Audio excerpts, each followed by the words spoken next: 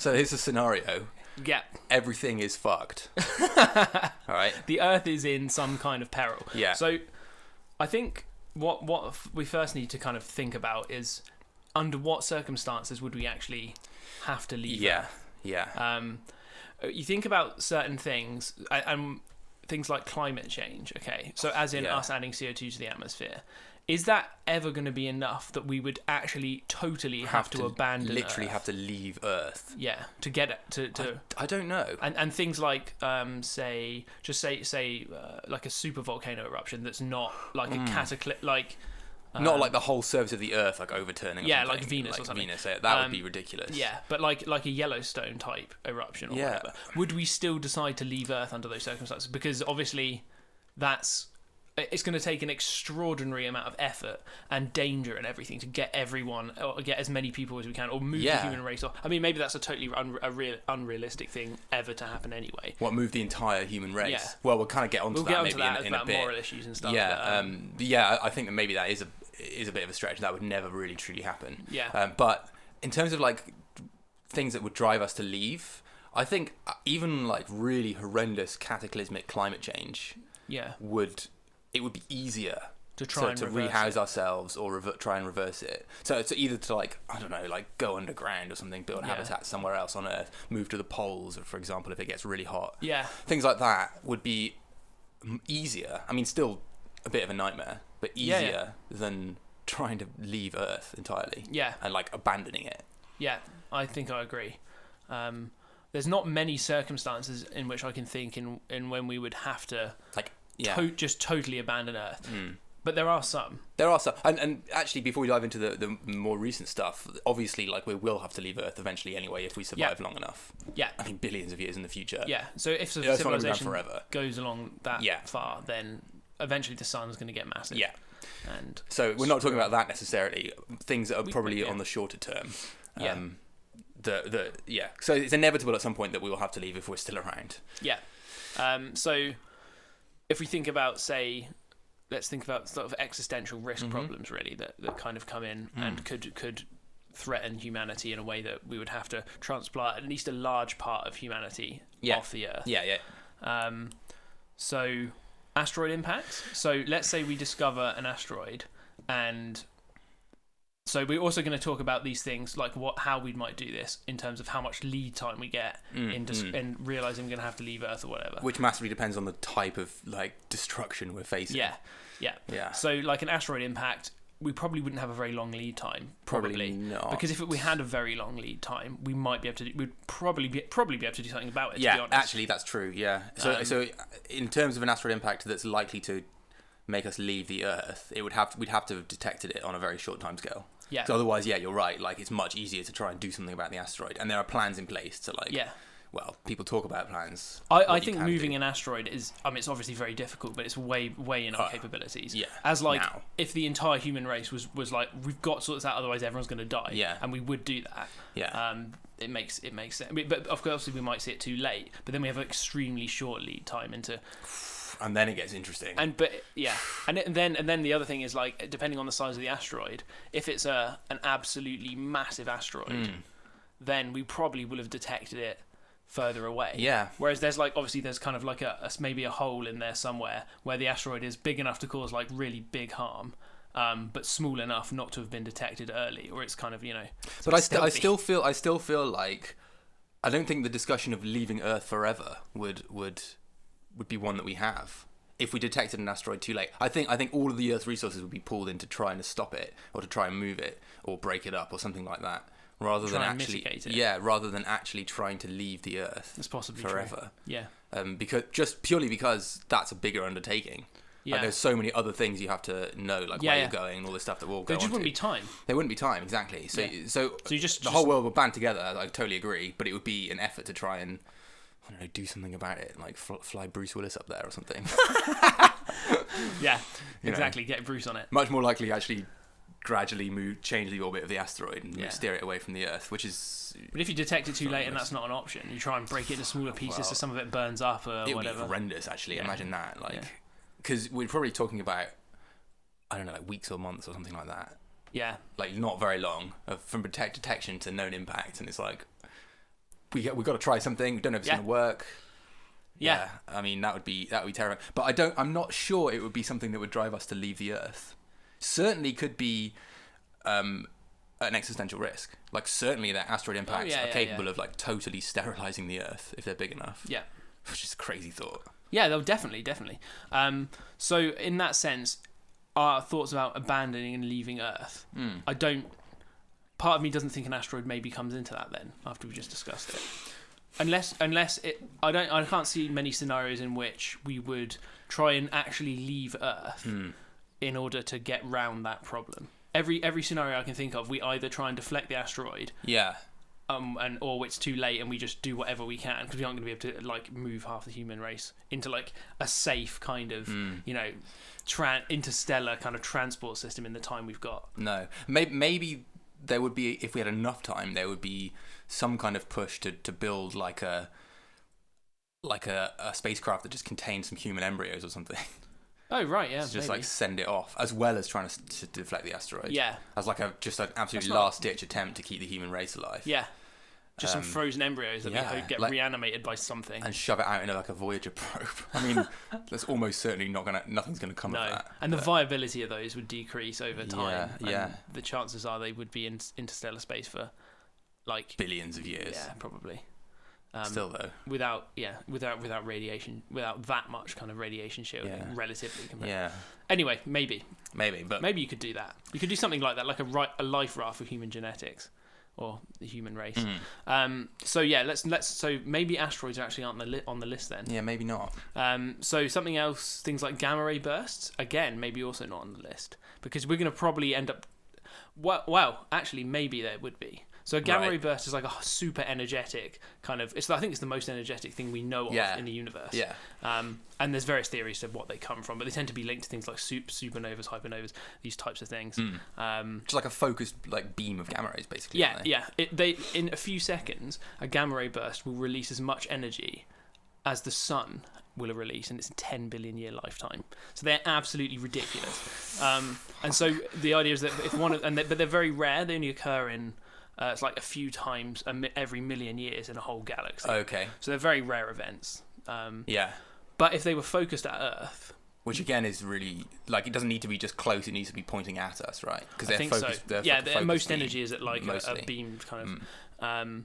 then it could cause like huge destruction to the atmosphere and the biology that was exposed to it and things. Like, could strip away loads of the ozone layer and all kinds of things like that. Right. Well, so the thing with the gamma ray burst is it's potential we might not know it's going to hit us until it hits us because the speed of light would but there is, I guess, one thing in that we know what types of stars have high risks of becoming supernovas and things. Yeah.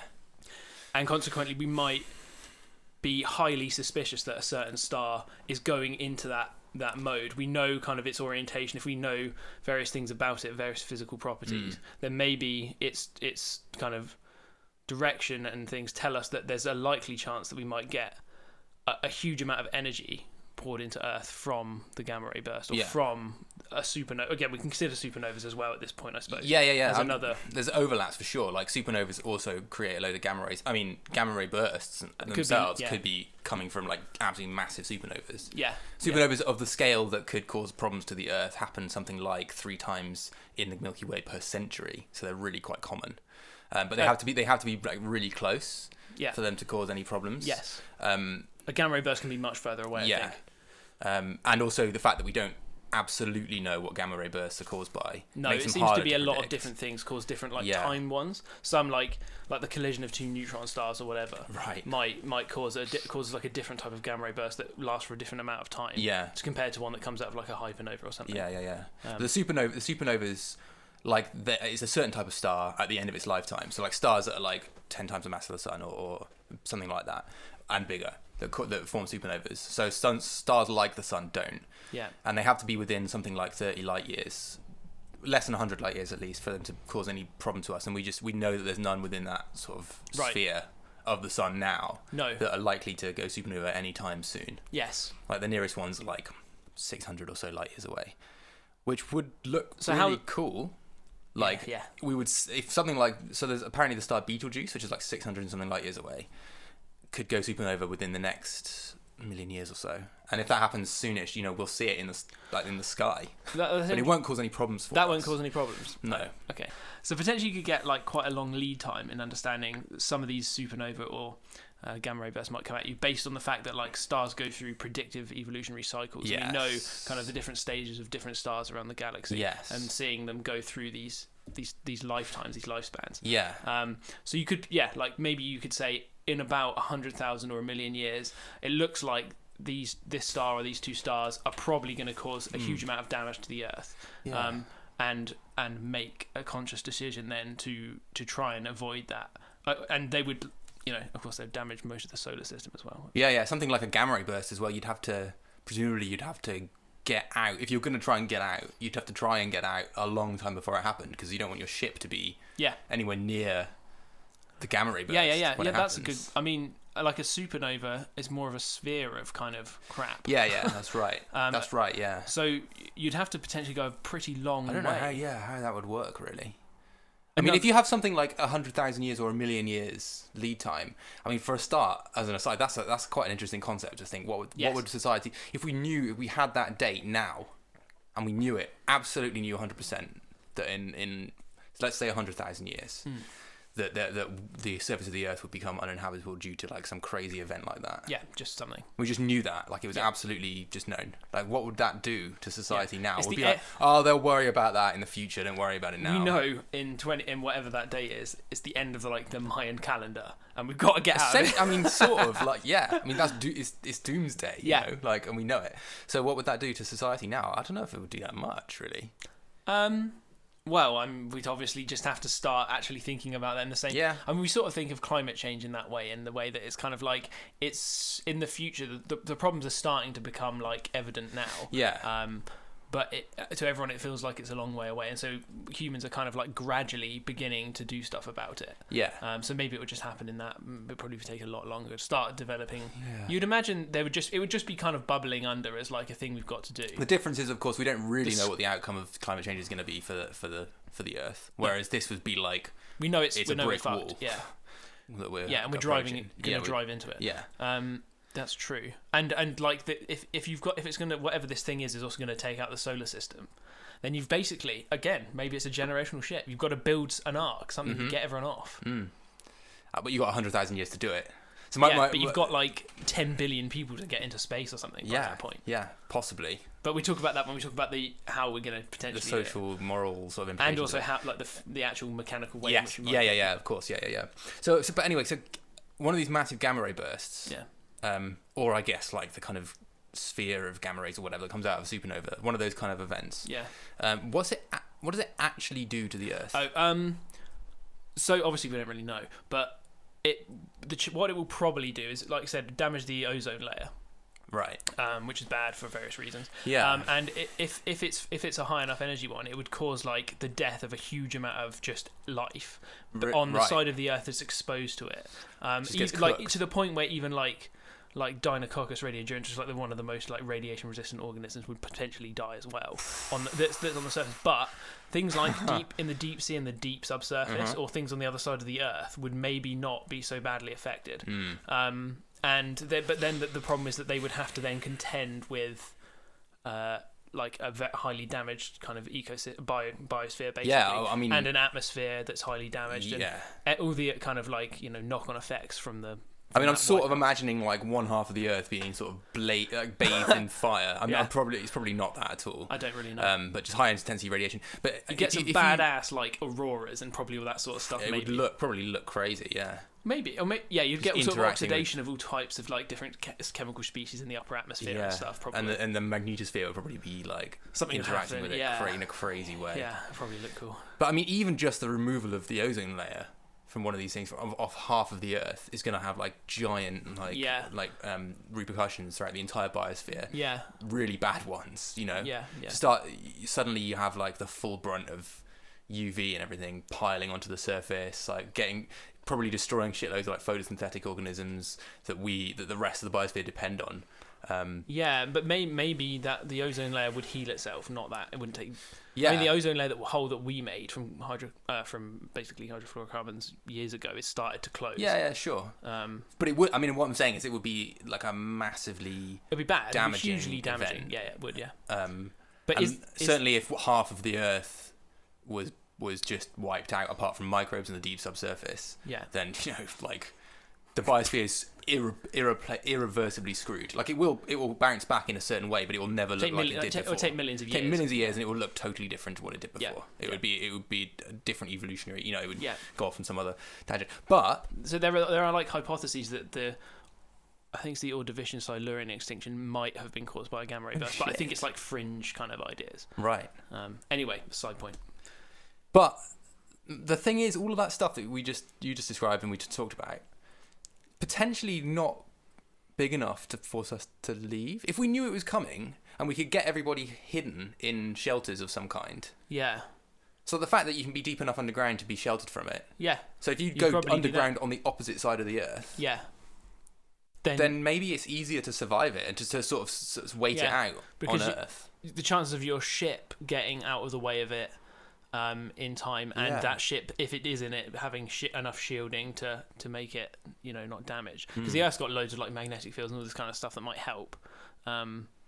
So yeah, I maybe a gamma ray burst you wouldn't bother. You just do your best to preserve humans. I mean, there's a possibility that we'll already be in loads of different places or whatever. Yeah. But we're just considering the possibility at the moment that, like, Earth as one thing, what do we do about humans on there, and whether we would then actually decide the best way to save ourselves is to leave it, is to go and never come back. Yeah, I'm not convinced we would do that. I mean, it's possible again. It's possible that some people might. Yes, that there might be a dual effort. Like, okay, let's try and sit it out here, but also as a fail-safe, send some people off. I mean, that's a weird thought to like sort of split the human race in half. It's cool though, but yeah, possibly. Yeah, so.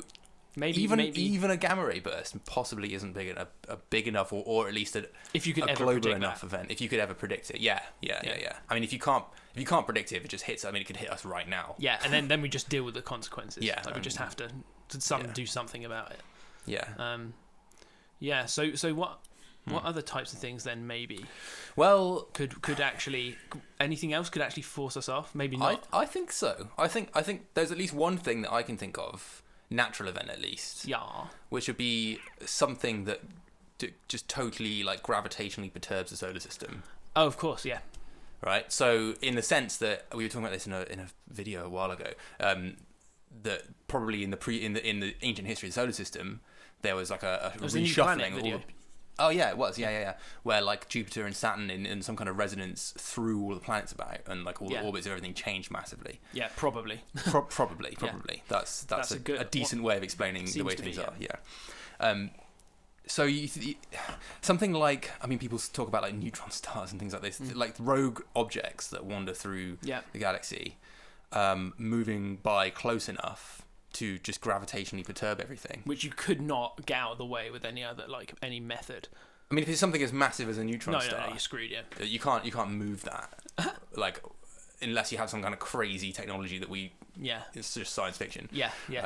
So that's possible. Suddenly the Earth could be flung out to like the orbit of like Neptune or the orbit of Mercury or something like that. Like, or just smash into Jupiter or something. I don't know. Who knows? You'd probably be able to model its like trajectory and then model what it would do. But chances are most of the solar system would be fucked. Yeah. To be honest. And we know that the conditions, or at least it seems like the conditions on the Earth are really like finely balanced. Like the kind of the situation we're in is a result of our like exactly where we are, distance from the sun, the fact that the moon's where it is, and all this other stuff. Possibly even like where Jupiter is has a massive effect on like the Earth's sort of ecosystem and environment being the way it is. Yeah. Possibly. Yeah.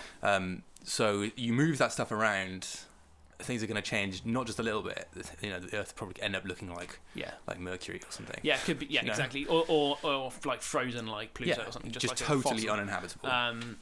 And then every other, all the close by planets would potentially be slung out to random places. Yeah. So then, that in that situation, and you might get a long lead time. Yes. You might see that coming from a long way away. Yeah. And then have time to react to it. and be able to model exactly what's going to happen, as you were saying.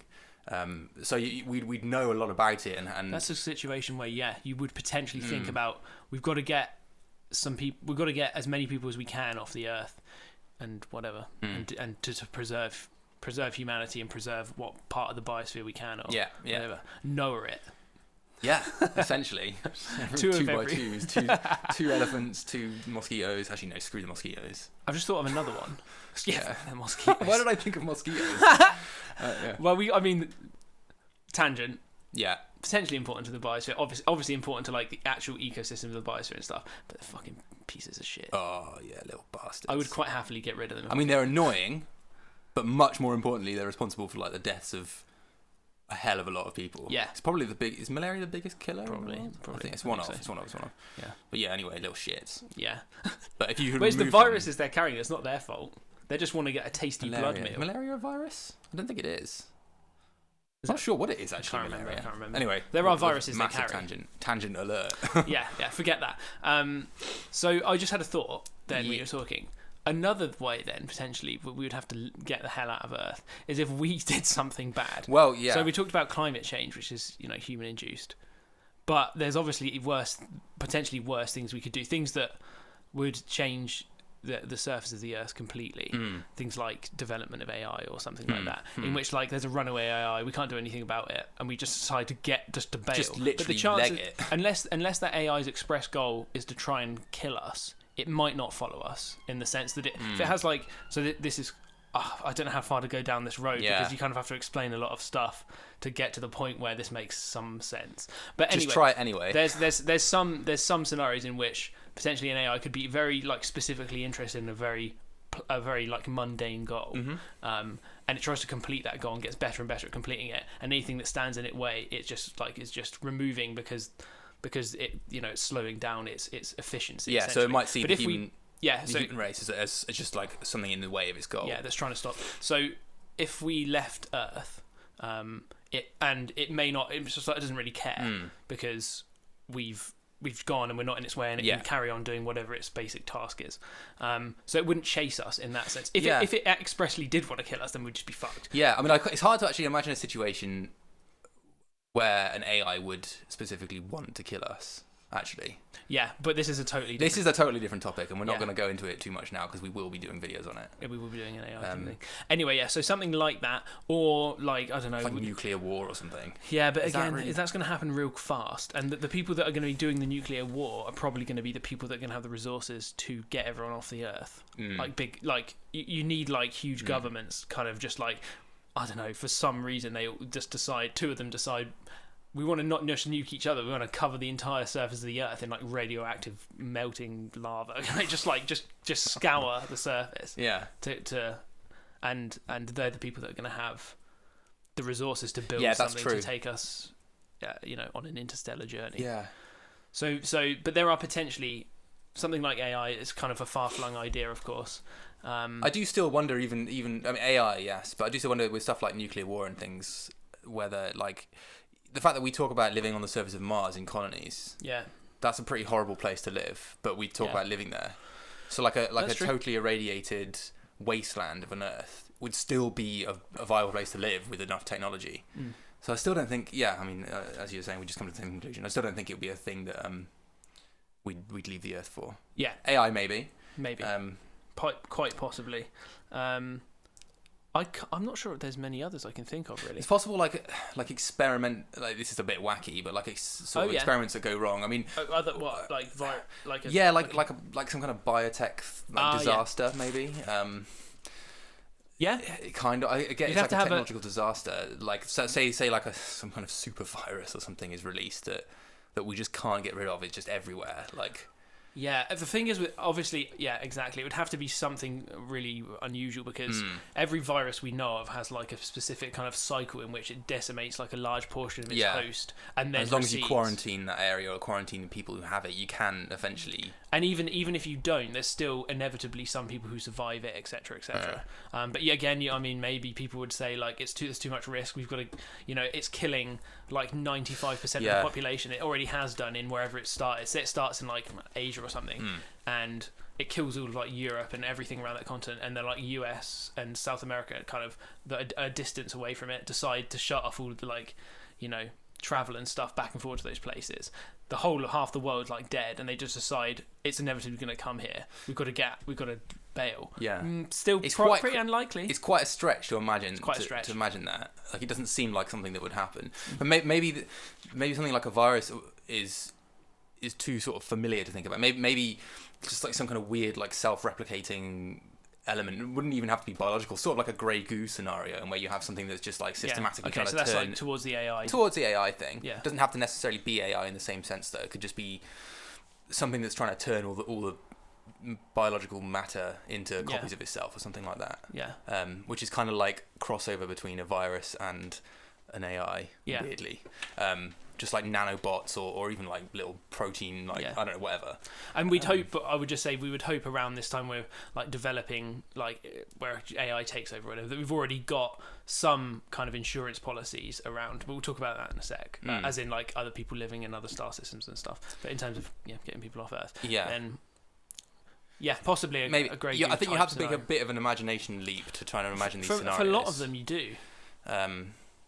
Yeah, and that we're literally abandoning Earth. We're not. It's not that like we're planning to come back. It's that like this is the Earth is. That's screwed. It. Yeah, we're leaving it for good. Like, we're basically just forgetting about it, abandoning it forever. Yeah, it's quite hard to imagine a scenario in which that might happen. But there's a few. Like there's a few. Yeah.